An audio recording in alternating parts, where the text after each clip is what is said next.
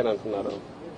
ఇంత దరిద్రంగా ఇట్లా కూడా ఉంటారా అనేది చూడాలంటే ఆయన్ని పవన్ కళ్యాణ్ గారిని చూస్తే కనపడుతుంది. అందుకోసమే మీరు గమనిస్తే పార్టీ స్ట్రక్చరు ఏర్పాటు చేసుకోవడానికి కానీ 175 నియోజకవర్గాల్లో ఒక ఇన్ఛార్జిని పెట్టుకునే ప్రయత్నం కానీ, అలాగే పార్టీ తరఫున కింద కమిటీలు వేయడం కానీ ఎందుకు చేయలేదంటే రేపు డిమాండ్ పెరుగుతుంది, చంద్రబాబు నాయుడుకి ఇబ్బంది కలుగుతుందని. జస్ట్ ఊరికే పార్టీ పేరు, గాజు గ్లాస్ గుర్తు ఈ రెండు పెట్టుకున్నాడు.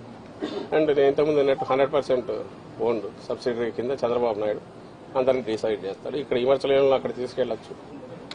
అది ఇంకా ఆలోచించుకోవాల్సింది ఈయన మీద హోప్ పెట్టుకుని పవన్ కళ్యాణ్ మీద ఇన్నాళ్ళు కలలు గంటూ వచ్చిన వాళ్ళు ఎవరన్నా ఉంటే వాళ్ళు ఆలోచించుకోవాలి. వాళ్ళ పరిస్థితి ఏంది, వాళ్ళకి ఆఖరికి ఏమి ఇది అవుతుంది అనేది వాళ్ళు ఆలోచించుకోవాలా. ఇప్పటికైనా రియలైజ్ కావాలా. అంటే ఇలాంటి చంద్రబాబు నాయుడుకు లేకపోవడం 175 స్థానాల్లో ఇన్నాళ్ళు అధికారంలో ఉన్న తెలుగుదేశం పార్టీ 175 స్థానాలకు అభ్యర్థులు